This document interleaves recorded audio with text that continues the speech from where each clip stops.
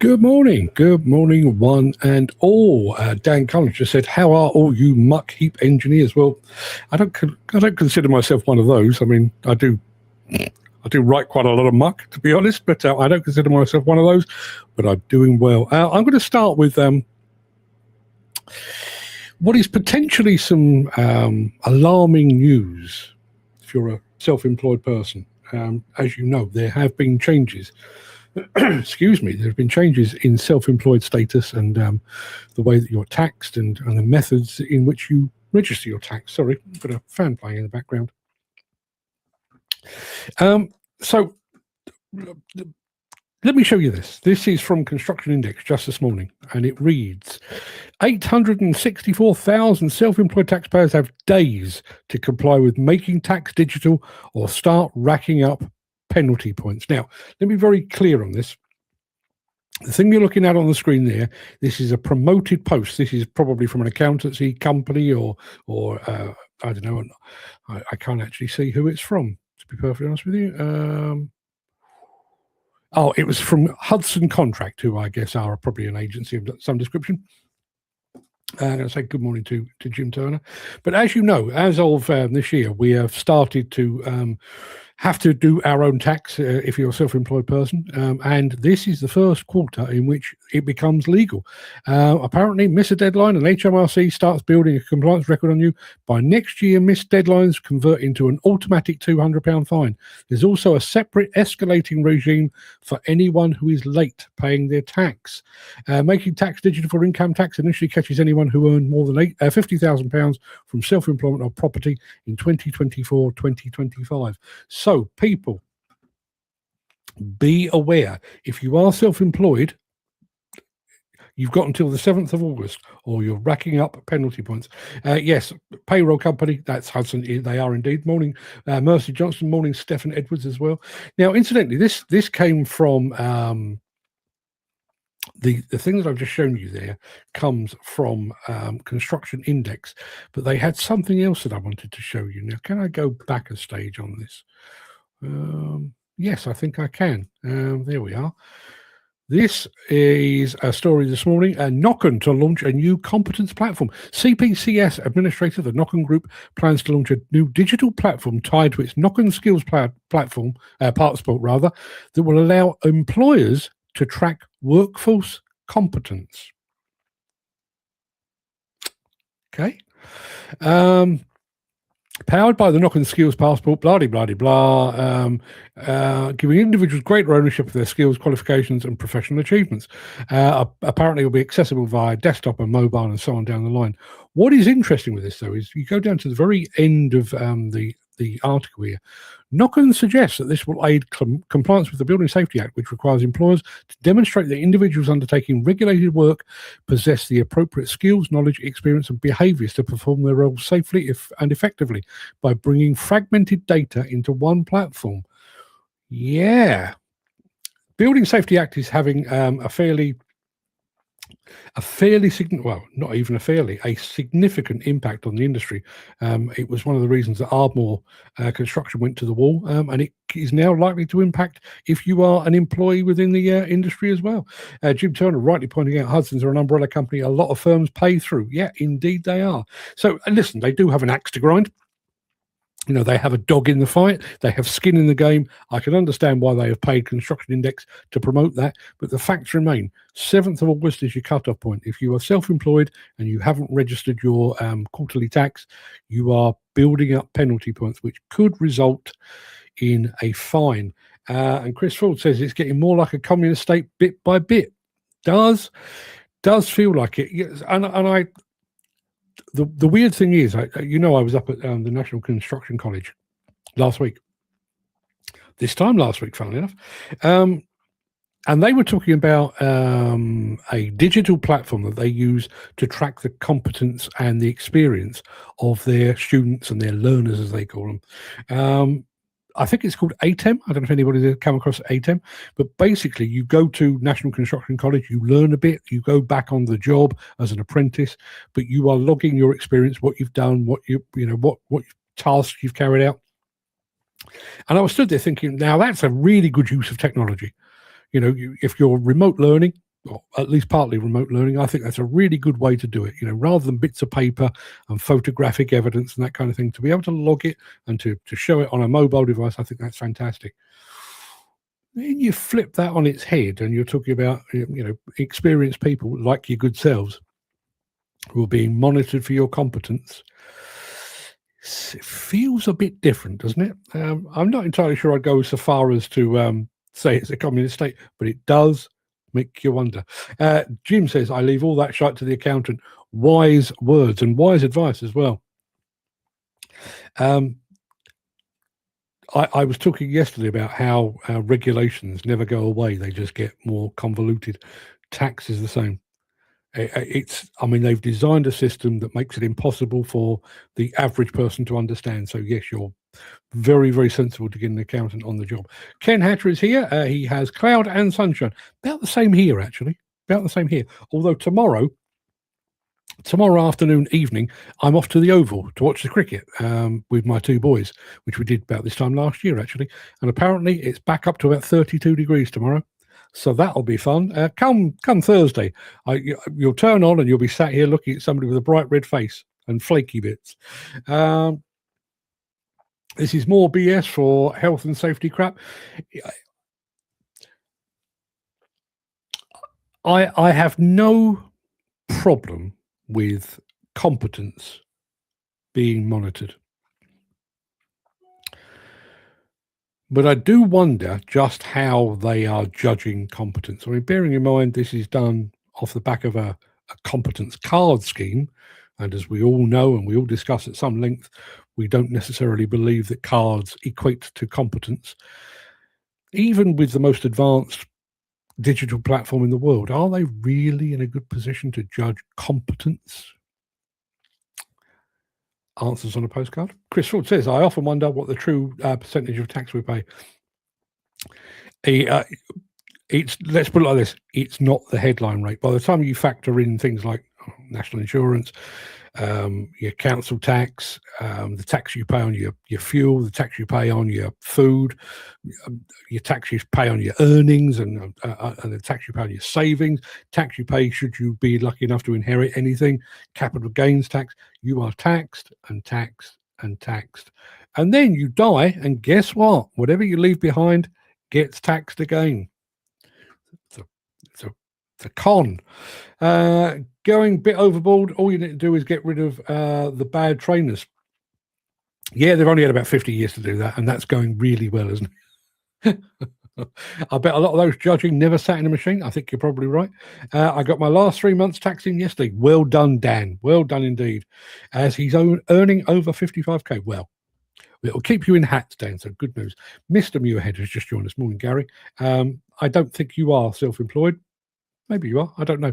But if you are, and I'm not entirely sure if this applies to Scotland, but there is a cut-off point, 7th of August. If you're self-employed, you need to get your digital tax return in, or you'll rack up penalty points. Not a fine at this point, but those penalty points will lead to fines in the fullness of time, so be aware. Right, we've got a load to get through today, which I'll tell you about in just a moment. So let me press the appropriate button, and we'll get this show on the road.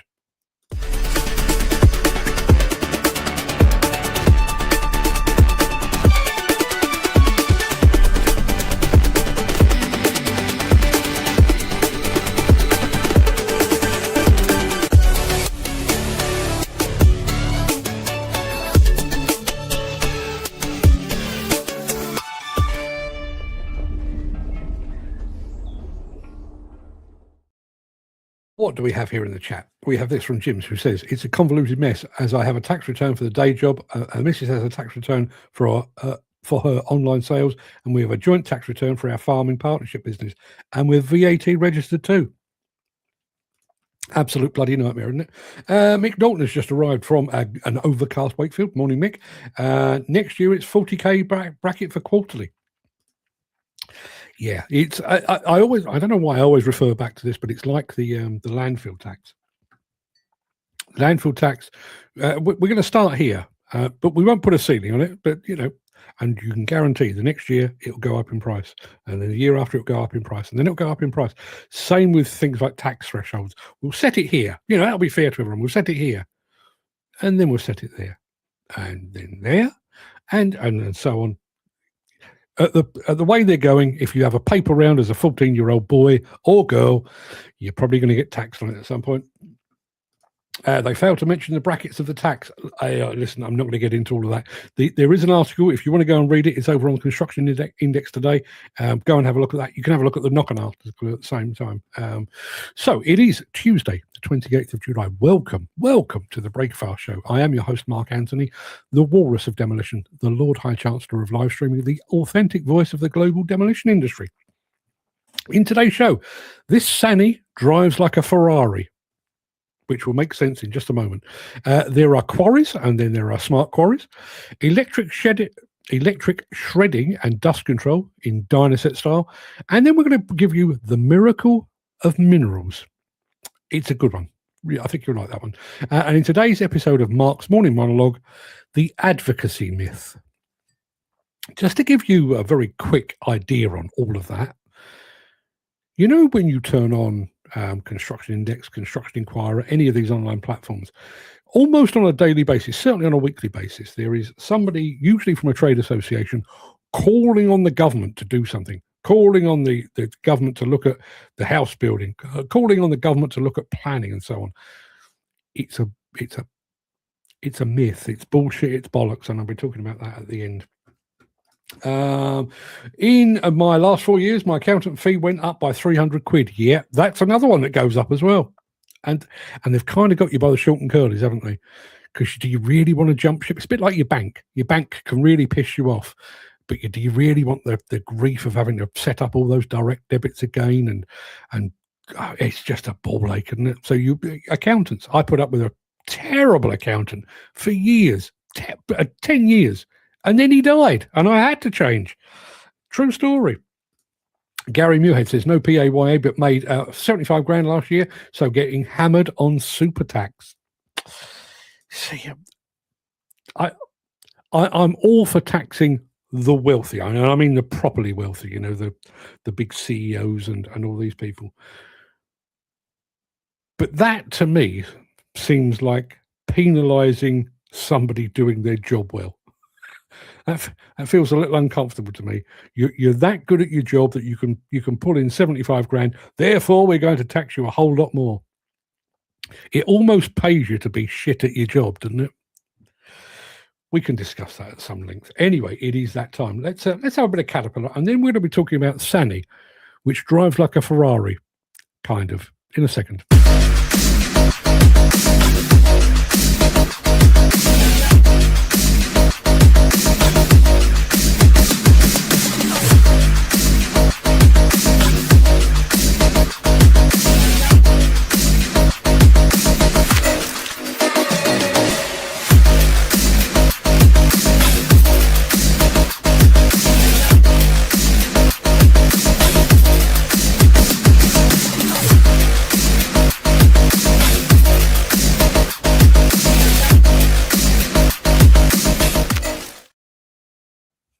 Just very quickly before I go any further, this is a chat between me and Jim.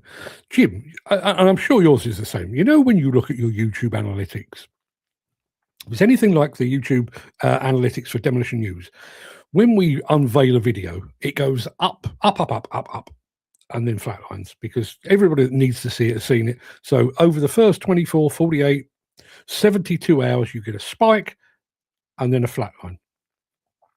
Been the same for as long as I've been doing YouTube, which is 18 odd years or thereabouts. My new channel, which I'm not going to bore you with, I've published one video so far. Just a consistent upward curve. I've never had one of those before. It's not setting the world on fire. I mean, I'm not going to retire on the strength of it, but I've never had one do that before. Jim, have you had one that's done that? Dan says, we're reading an article where the dole officer told this woman she was better off not working, and in Northern Ireland, a lady made 95 grand on the dole. All legit. 95 grand on the dole. She didn't share her secrets at all, did she? Because, you know, if this ever all goes wrong, and frankly, it really goes right, if this all goes wrong, I'd quite like something to fall back upon. Anyway, it's that time. Let's crack on, shall we? Sany, Chinese excavator. We're all familiar with the brand. This one has Ferrari written on the side, but for good reason. We bought the 2.6 on a friend's recommendation. Like, he's got one, had it 3 years, had no problems with it whatsoever.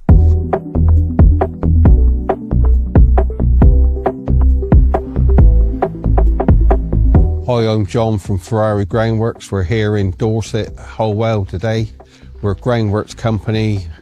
We do concrete, agricultural buildings, footings, lots of digger work and hire work. So we bought the 2.6, which is a very capable machine of doing everything what we need. The 1.8 is very close behind that. And then obviously the micro will do all the smaller jobs which come in. Like, we've had the SY26 now for 6 months. It's got 500 hours on it. So we've got a post knocker to go on it. We got a Ardendale saw head and flail for cleaning out the ditches when we're fencing ditches and whatnot. The concrete breaker, well, that gets used nearly every day. Very versatile machine. We use a 26 here to dig a 3 metre by 3 metre by 15 metre trench. We track the machine down into the trench to finish off and dig all the holes. Yes, tight access, roof above the building, but 2.6 went in there, 2.5 days, dug out. Very capable. As you can see, the Sany power is great. Yeah, I drove other machines, and the Sany's power is equally as good, if not better. The boom power in bucket power is very, very good on them. They're very comfortable machines to sit in and drive for sort of 8-10 hours a day. The seat comfort's very good, like you sat in a very good position, and the visibility's good in there.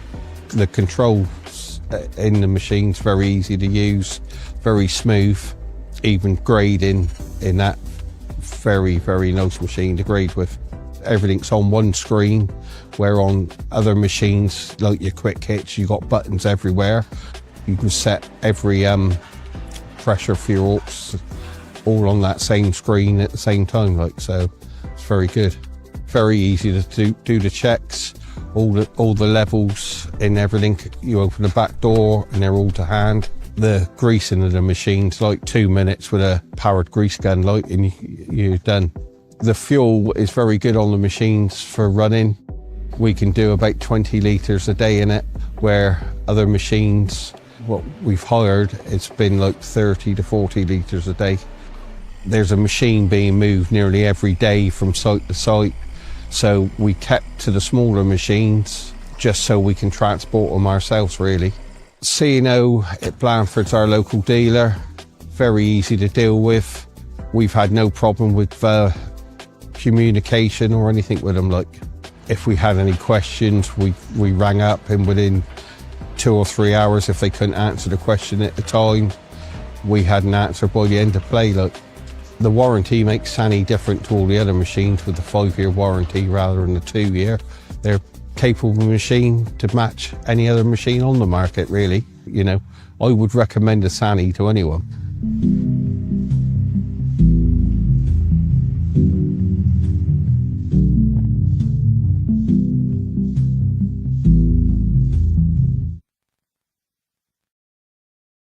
Anybody else think he sounded just like the chef, Tom Kerridge? Just me then. Let's have a look. Dan says, tidy little company. I agree. But he also says, I beg to differ on the power. The 135 Sany lacks power. Going back to the discussion about YouTube, Jim says, I've only had a couple of YouTube videos spike. I presume it was because they were shared by someone with a large following. It could be that. It might just be that you hit that sweet spot. Funnily enough, there's the video that I've got going on this other channel. I'm charting, because I did, the first time I did YouTube, I did it blind. I now know what I'm doing, so I'm charting the way that this is going. And it's quite interesting. There are bits of the video that have got 110, 115, 120% viewers, which I know makes no sense. And it's basically because something that I've said in there, somebody's gone back and watched it again, and possibly gone back and watched it again. And I'm really picking up on that. So, you know, there's a lot to understand with YouTube. It's not quite as straightforward as all that. Gary says, there's a guy on YouTube I watch, D&J Projects, has 26 Sany, swears by it. He's got the thumb fitted to it as well. Where are D&J Projects? Are they up your part of the world?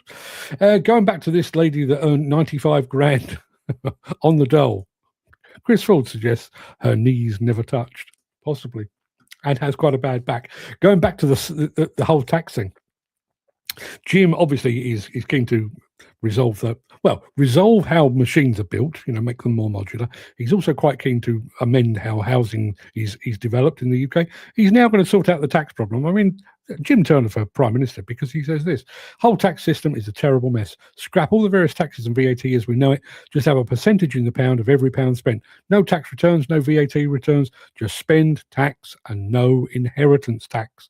Hear, hear, Jim Turner. Gary says, I wonder if the Shetland Islands is an offshore tax-free haven. I need to look into that. You do need to look into that.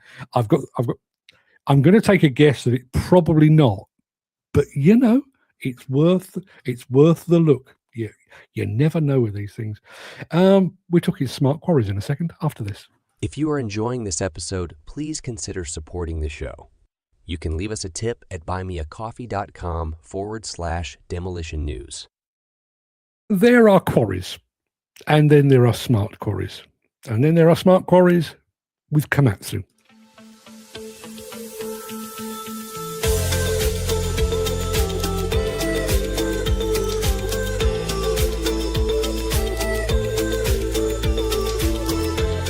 Komatsu's Smart Quarry site is an all-make fleet management solution for quarrying and large civil projects.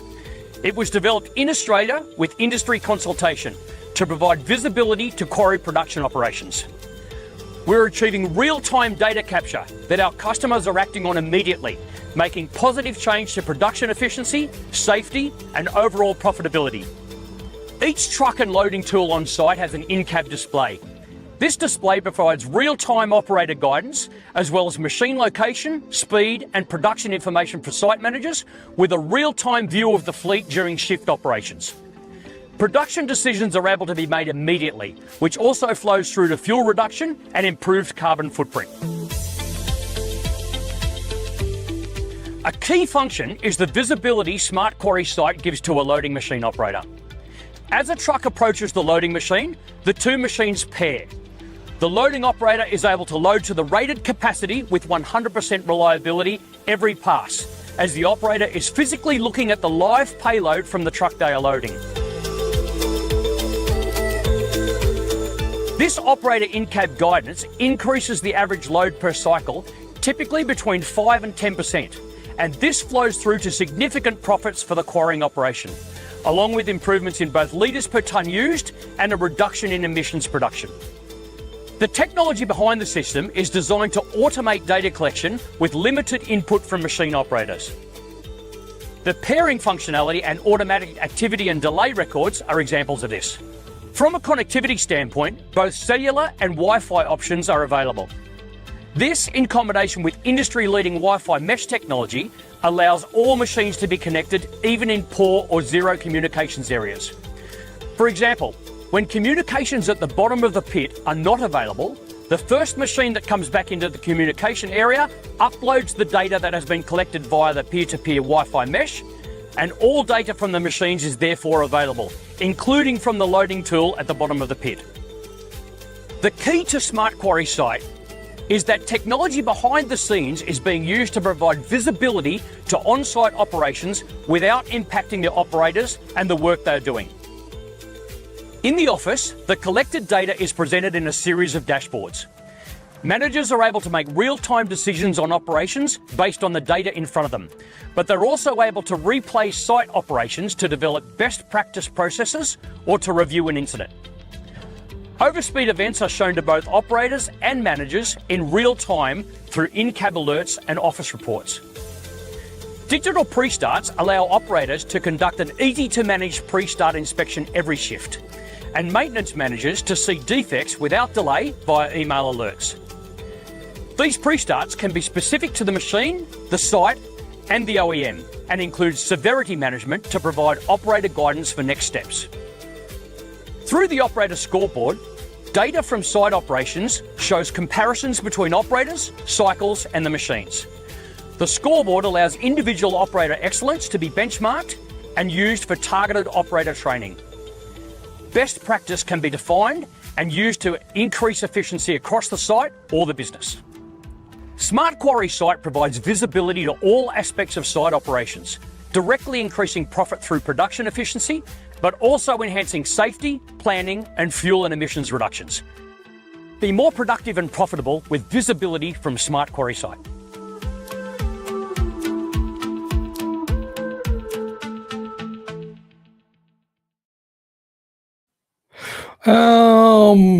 What do we got here from Dan? He says, wow, doesn't he sound excited? I wonder if he's been through media training. There's a thing within media training, not that I've ever done it personally, but I've been aware of it. When you're talking to a camera like he was, you're told to raise your game by about 30%. In other words, be you, but 130% of you. So rather than saying, good morning, everyone, it's, hi, my name is Mark Anthony, and I'm here to... Can you imagine how annoying that would be every single morning? Mark, you didn't do your buttons this morning. Which buttons? I think I've done a few good mornings. I've got a bit distracted. I'll grant you that. Going to do very overcast here, but nice, says Dan. Jim says that way rich people that buy more stuff would pay the majority of the tax, but everyone would be treated equally. Inheritance tax is unfair as that money has already been taxed when it was classed as income. My system will see the tax collected as the person that inherited started to spend their new wealth. Perfect. Apparently, I didn't do all of the greetings. I'll go through and do them in a moment. But I've had a couple of comments here from Mick Norton, which I'm already writing an article on this basis in my head, because this has kind of stopped me in my tracks. Whenever I talk about the skill shortage in the UK, I'm thinking about, not being able to do as many projects, or projects being slower because we don't have enough competent hands or competent boots on the ground, as it were. Two comments from Mick. First one is this: true competence for plant operators is harder to guarantee in 2026 because the acute skill shortage is forcing sites to accept operators whose capability is uncertain. Is that right? Now, I realise this is a red rag to a bull, and I realise that a lot of you have complained about some of your colleagues not being up to the job and that kind of thing. But do you believe that's actually the case? That we're actually accepting workers that are not as good as they need to be purely because they are the only people that are available? But Mick goes on. He says, on UK sites, supervisors and experienced hands are stretched thin, reducing the oversight that traditionally protected against plant operator error. Anybody care to back that up or to argue with that? I'd love to hear about it. You and me, Mick, should meet up and knock heads together. Listen, one of my aims for this year is to meet more of you guys. I'm gradually crossing them off the list. I mean, the fact that Gary and I have never had a cup of tea together, it seems bizarre, but we'll get to it at some point. Dan saying it's very true, Mick. Yes, he is 100% right. I see it. I'm going to say that I see it every day. I'm guessing that's what he's going to say. So yes, I may do something with that. We shall see. I need to do a bit of digging on that. Right, we've done Smart Quarries. We're doing shredding and dust suppression in just a moment. After that. Since the finance bill came into effect in April, the construction industry has seen a surge of fuel thefts. The rising cost of living has placed an additional risk of theft by employees and contractors, as well as opportunistic thieves. By using diesel dye and placing warnings of its use, you are sending a clear message that this is your fuel.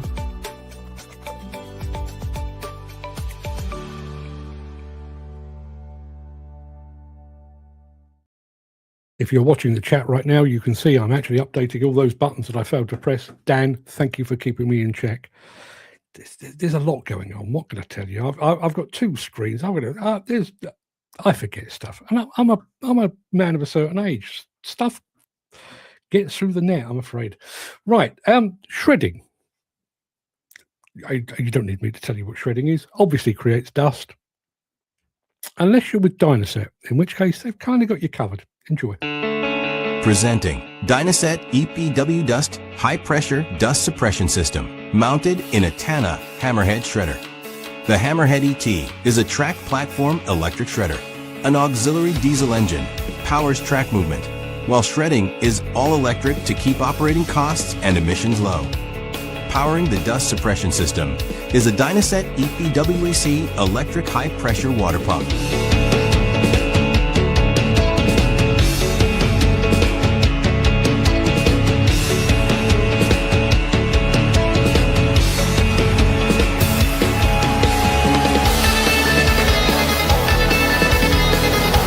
Dynaset EPW Dust with EPWAC electric high-pressure water pump is the perfect solution for stationary electric applications. All that's needed is electrical connection and water input. With Dynaset dust nozzles, the EPW Dust high-pressure dust suppression system produces an effective mist to handle dust that generates while shredding. Spray nozzles are installed near dust source to maximize dust suppression performance. EPW's modular structure makes it possible to add dust suppression to any machine.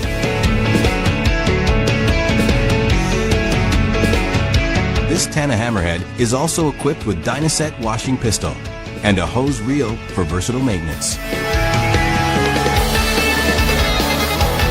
The EPWAC has a maximum pressure of 150 bar and water output of 15 liters per minute. 2,200 psi and 4 gallons per minute respectively.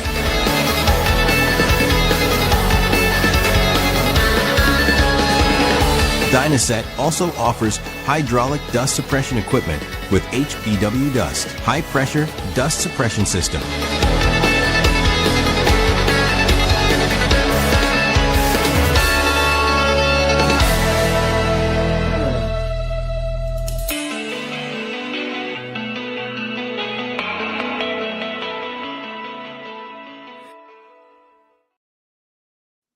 That reminded me of something. When I was over at Mine Expo, it wasn't Con Expo, Mine Expo, which is in September, Las Vegas was scorchingly hot. It was like 42 degrees, incredibly hot. And we went for lunch just outside Caesar's Palace. It was part of Caesar's Palace, but it was one of their outdoor areas. And they've got these misters in there that are basically the finest of fine water particles are basically blown in. And I was sat there thinking, oh, there's water in the air. My chips will get wet.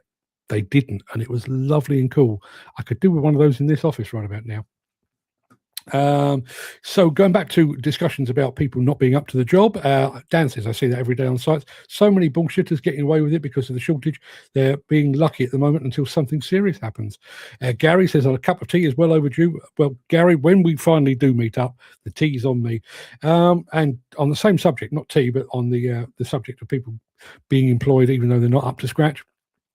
Jim says, yes, it's perfectly true. I've said to past employers, these wankers need sacking. The answer was, I know, but I can't get anyone to replace them.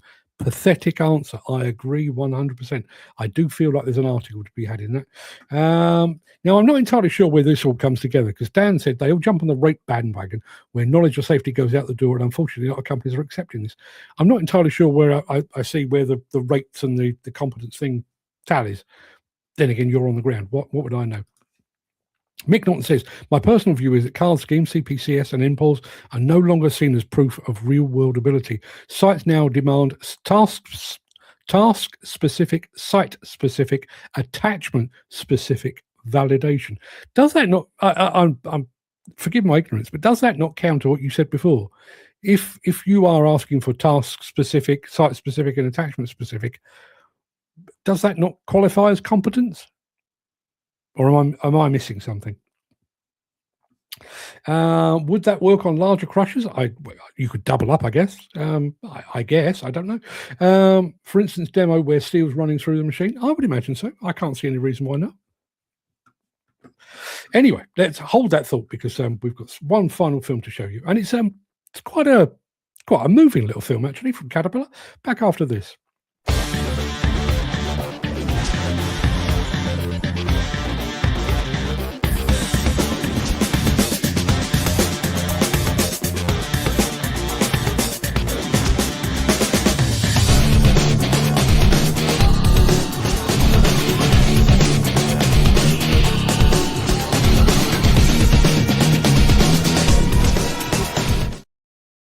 I think about mining and quarrying, I tend to think of them producing materials for what we do, producing aggregates and stone and rock and that kind of thing. But obviously, mines produce minerals which have other uses. This, from Caterpillar, is the miracle of minerals.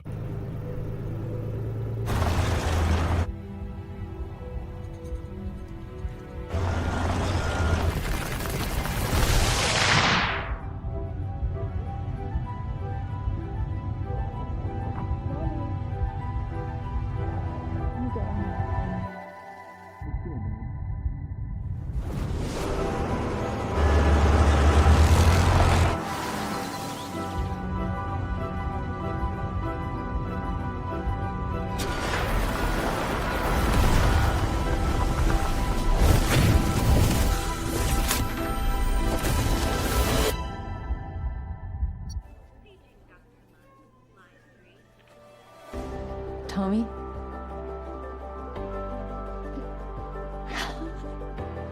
Tommy?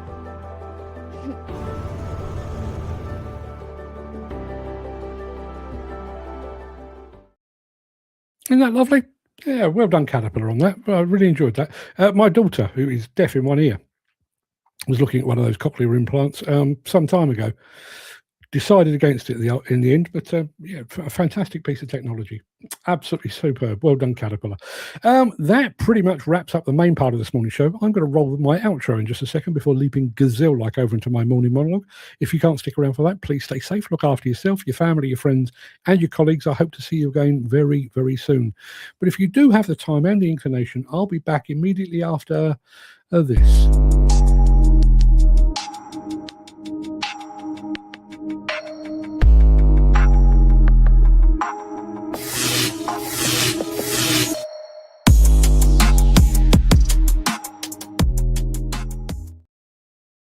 If you spend 5 minutes reading the trade press on any given morning, you'd easily believe that the Prime Minister spends his days trembling behind his desk in Downing Street, cowering from the righteous fury of construction trade associations.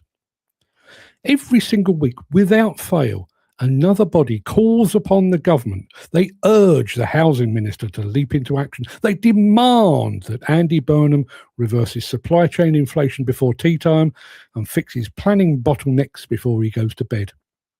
Sounds terribly urgent, doesn't it? Conjures up a grand image of a trade chief marching up Whitehall, banging on the door of number 10 and thrusting a rolled-up manifesto through the letterbox while shouting demands for change. Anyone who's worked in or around Westminster knows that real life really doesn't work that way. No minister was phoned. No private secretary took a memo. No mayor sat down over a morning mug of builder's tea to read Construction Inquirer and thought, blimey, the CPA wants me to fix global steel tariffs. I better get right on that. What you're watching is pure political theatre. Take a look at a recent headline floating around the industry news feeds. Burnham urged to help construction supply chain costs. Read past the headline, however, and you'll find a report on national interest rates, global supply shocks, and hefty import tariffs set by central government. Despite his new and lofty position, Andy Burnham has as much power over central bank interest rates as he does over the orbit of the moon. Yet there his name sits in the headline, attached to a desperate plea to save the day. So why do trade bodies do it? Because it's all part of a grand illusion. Trade associations rely on member fees from hard-pressed contractors, demolition firms and material suppliers. When the economic climate turns sour, those members start to question what their annual subscription actually buys them. Issuing a press release allows the leadership to clip the resulting trade article, plaster it across their website and declare, "Look how fiercely we're fighting your corner." In truth, it merely highlights the disconnect between the industry, the government, and those who claim to bridge the gap between the two. This advocacy has been reduced to mere brand management. The trade press gets an easy story to ensure they hit their daily quota. The trade association gets to pretend it holds sway over ministers, and the paying member gets a warm feeling that someone is shouting on their behalf. Real lobbying remains a quiet, dry, painstaking business. It happens through 80-page technical consultation papers, evidence submitted to select committees, and months of unglamorous meetings with senior civil servants in Whitehall corridors. It's slow, tedious, and mind-numbingly boring. And it appears the trade associations simply lack the stomach for it. And besides, when was the last time that industry or the general public ever forced a government to reconsider or to change direction? Back in 2003, in the run-up to the war in Iraq and the search for weapons of mass destruction, more than 1 million people took to the streets of the UK to protest against the war. The government went ahead anyway, only to discover those WMDs didn't actually exist. In my lifetime, I've seen protests against nuclear weapons, rampant capitalism, the poll tax, Brexit, and countless other causes and campaigns. Not a single one forced a governmental U-turn. Now, make no mistake, something has to give, something has to be said, and someone has to take action. The UK construction industry is in a dire and desperate state right now. The situation isn't quite at the level of the 2008 crash, but it's headed that way. We've already lost more than 8,000 companies to insolvencies in the past 2 years alone. The arrival of the Building Safety Act and its extended liability clause is making things significantly worse. It's already claimed Ardmore Construction, and it could easily drive more perfectly good firms to the industry exit. But calling upon the housing minister in an online statement is the political equivalent of shouting at the television screen during the 9 o'clock news. It makes a lot of noise, it feels therapeutic, but the person on the screen can't hear a word you're saying.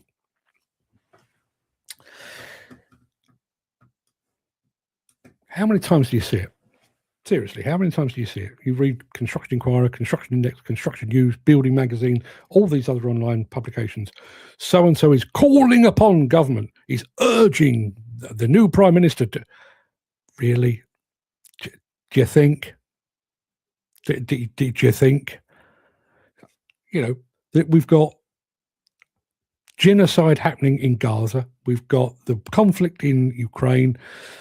There's bits of the world that are starving to death. We've got division within the nation. Do you really think Andy Burnham, in his first week in power, is going to take an afternoon off to go and sort out construction because the CPA asked him to? Not even directly, but in an online statement. Do you really think that's going to happen?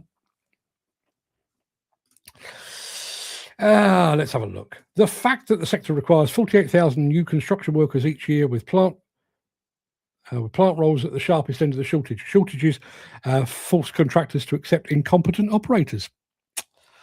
It's a sorry state of affairs, but I think you're right. The CPA lobbying cannot reshape a narrative that PM Burnham has already sees already as settled policy. Yeah, I agree. And listen, you know, this Building Safety Act, and I, you know, at its heart, I think it's well-meaning. You know, the idea of making buildings safer post Grenfell, I fully appreciate that. But when it starts to drive companies out of business because of this extended liability, you used to be liable for a building for 12 years, it's now 30. And companies like Ardmore have just gone, we can't do it. There's no way we can do it. We're going to fold. And they folded and they've gone away. 50 years in business, gone overnight. But even with that evidence, even with that documentary proof, there is no way on God's green earth that the House Building Federation, Build UK, the National Federation of Demolition Contractors, the Construction Plant Hire Association, the Construction Products Association, none of them is going to pick up the phone, speak to Andy Burnham and go, "Oi, Mush, I know it wasn't done on your watch, but this is causing us a bit of pain. Sort that out, would you?" And he's going to go, "Yeah, absolutely, I'm on it. I'll be right on that after the Ukraine war is resolved." Seriously. Opposing MPs and rival parties change governments. They do, but they really change policy. You think about how deeply unpopular we're kind of used to it now with council tax. But when the original poll tax, I think the poll tax came in under Margaret Thatcher, fairly sure it did. You know, there was literally riots in the street. This is a terrible, terrible thing to do. And at some point, Maggie went out of power. John Major went out of power. And, did the next Labour government come along and say that council tax or that poll tax was an abomination? We're going to get rid of it. Did they? Bollocks. They stuck with it. And it carried on getting more expensive. It's a complete nonsense. It all falls on deaf ears. They don't care about the construction industry. I've kind of got a foot in both camps here. I agree with you, Dan. I don't think they do care about the construction industry, which troubles me when you think about the contribution that construction makes to GDP. We are a major contributor to GDP. We employ somewhere between 2 and 3 million people. We're one of the biggest employers in the country. So, we do have a lot of importance. We should have the ear of government, but clearly we don't. But then on the flip side of all of that, when you think, Andy Burnham has taken on the big job, and I'm sure he phoned his mum and said, "Mum, I'm Prime Minister," and he was very proud about it. I'm sure it's been a lifelong ambition, and fair play to him. He's got the job, he's got the gig. But imagine what his inbox looks like. And this is not a pro-Labour. This is any new Prime Minister, whoever it might have been, whatever colour rosette they were wearing. You arrive on the first day of your job and you walk into 10 Downing Street and you think, wow, I've got the big gig. Right, okay, what's on the agenda today? And from that point on, you are inundated with causes and campaigns and conflicts. You've got wars, you've got famine, you've got migration issues, you've got housing, all of these issues. When you look at that, we all have our to-do lists. I guess, I know I do. I have to-do lists, and I tend to prioritize them. I have to pay the bills because otherwise somebody will come along and repossess the house. I have to put petrol in the car. Diesel actually, because otherwise it'll break down, and they and then at some point I'll probably I've got to take a trip up the dump to get rid of that cardboard that's in the back bedroom that's been sat there for 3 weeks. Priorities. Is any new Prime Minister, is any housing minister, is any local mayor sat there thinking, well, the priority here unquestionably is construction? Yeah, we've got homeless people on our streets, and some people can't afford to feed themselves. We've got a migration problem. We're on the verge of war because we tend to ride the coattails of America. But yeah, let's take the afternoon off and let's really sort out construction. I mean, come on, who's doing that? CPA's membership is dominated by large national firms, major contractors and institutional stakeholders. This weakens CPA's credibility when lobbying for change. And I wonder about that. I agree with you, what you say there, Mick, and I do wonder. You remember maybe a year ago, maybe 2 years ago, they all merge into one after a while, but Balfour Beatty quit Build UK. Build UK, conglomerate of all of the major tier one contractors in the UK, pretty much. And they always claimed that they spoke to government on behalf of the industry. And Balfour Beatty basically said, well, we've got better connections with government than you have. We're calling it a day. We're walking out the door. I wonder if it's time for those in the CPA, the CEA, the NFDC, all of these organisations to go, do I really want to have to go through a filter of this trade association, or would I be better off just forging my own links? And I answer this one very quickly. Enda Lee, who says, will you be doing on-site coverage of this year's Bauma Shanghai? Enda, there is nothing I would like to do more. But nobody's invited me. And more specifically, nobody's offered to pay for me to be there. But trust me, if there was some way that I could do that, I would do it in a heartbeat. And there's Enda saying good morning as well. Dan says, the UK government is a laughing stock, as is this country, as people are afraid to speak or do anything about it. You can vote, I guess, although, what do they say? Doesn't matter who you vote for, the government's still getting. We should have a construction council that actually stands up for the industry and all the agendas of it. Yeah, see, now there's another point.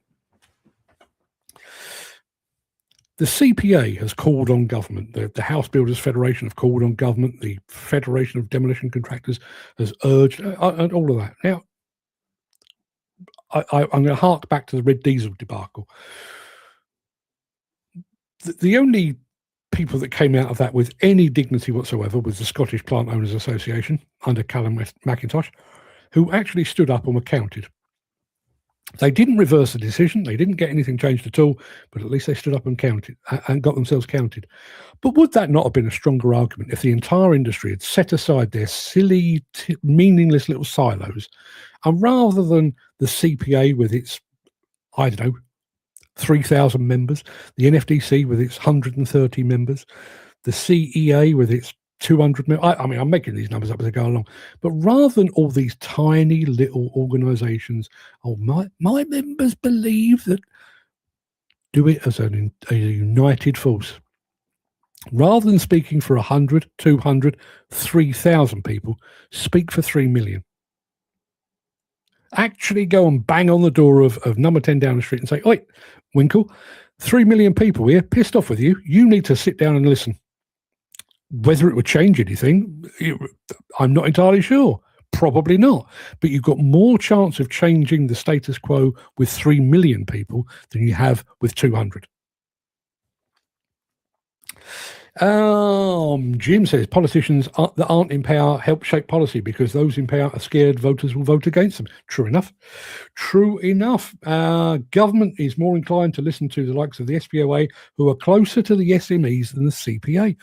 Well said. And why? Why is that?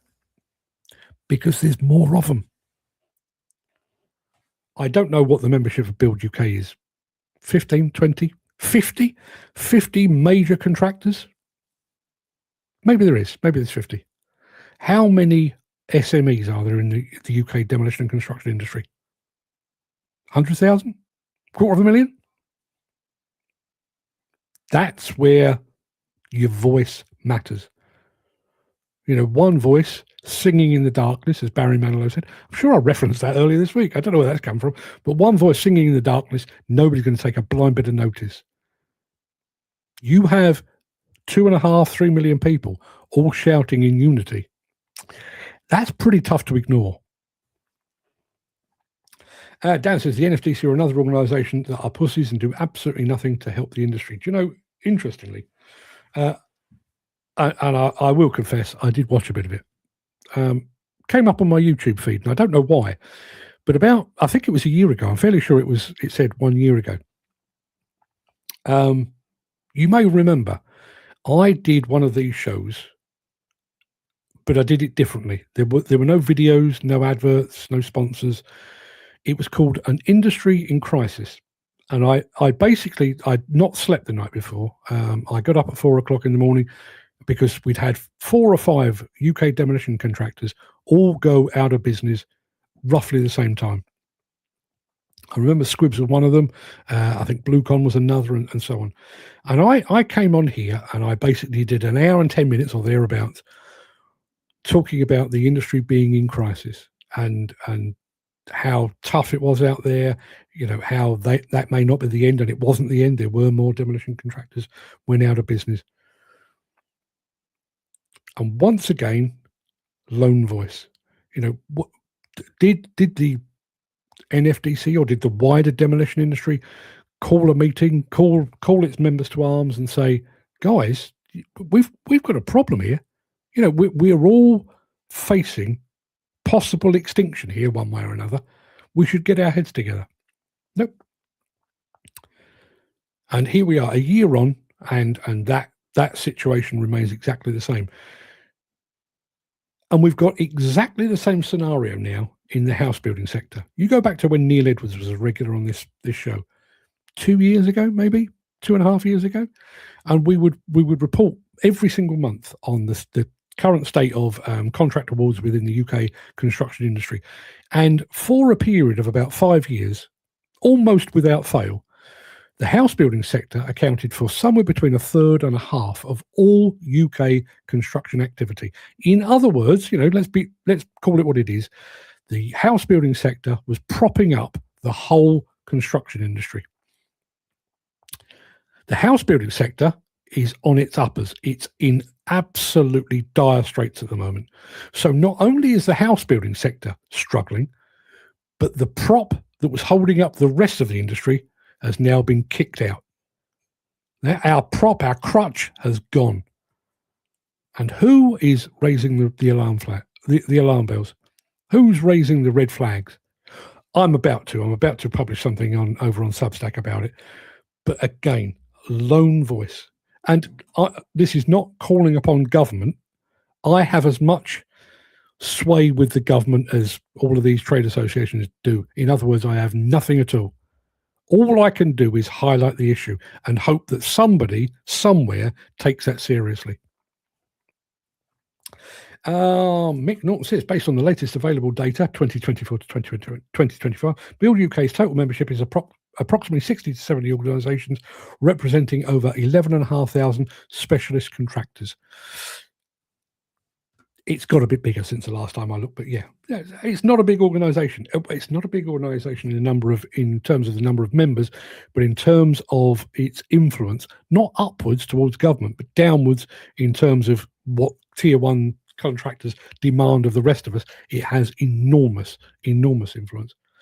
There is another one. This industry it is a joke, and no one. Hang on a minute. There's another one. This industry is a joke. No one. Companies get together and back each other up, and nor has your back. No. There's an expression, and I always tend to get it wrong. This idea of a rising tide raises all the boats. I'm not going to illustrate it with my hands because they don't look like boats, but you get the idea. But a receding tide does the same.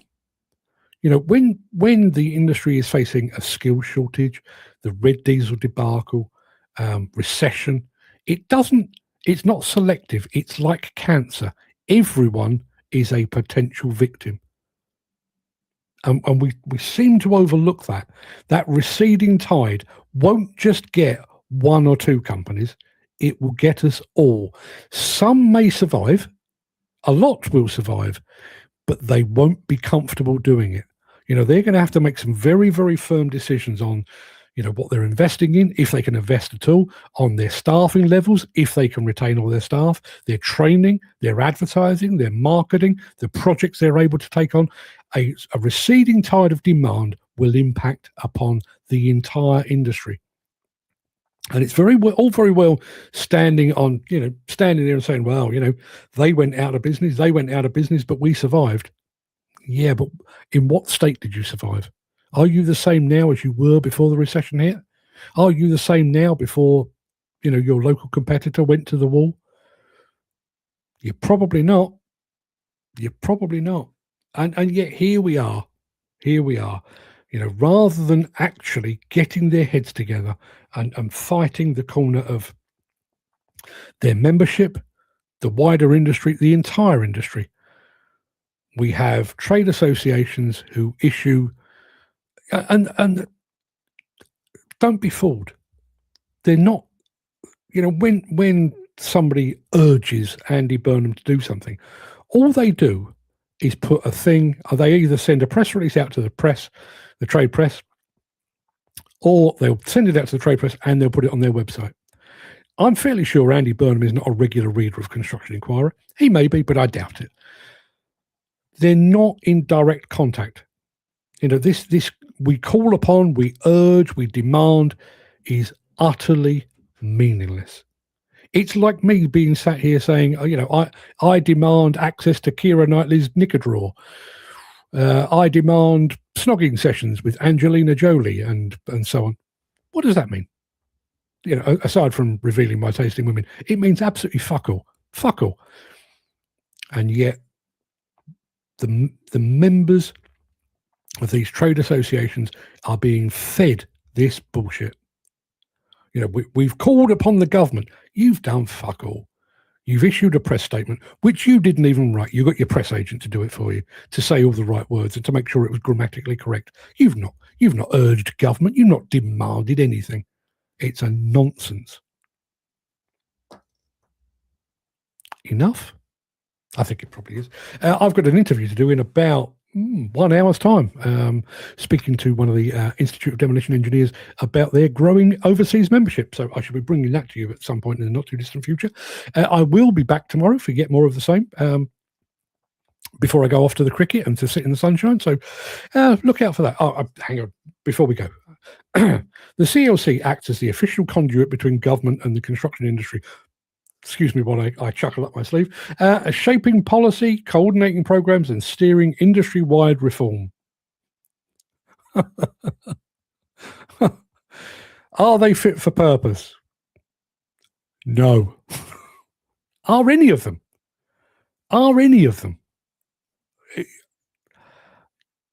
Please, would somebody show me a trade association that has moved with the times and is reflective of the industry as it is today? Not of the industry as it was in 1956, an industry of today. And Andy Thornton, a lurker in our midst. Good show. Yes, I was here. Kept that quiet. He was sat over in the corner in full camouflage, in a ghillie suit, over in the corner, keeping an eye on us. So, good morning, Andy.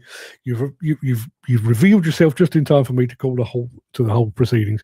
People, go and have a good day. Whenever you see somebody saying called upon, demanded, or urged, know that they speak with forked tongue. See you tomorrow. All the best.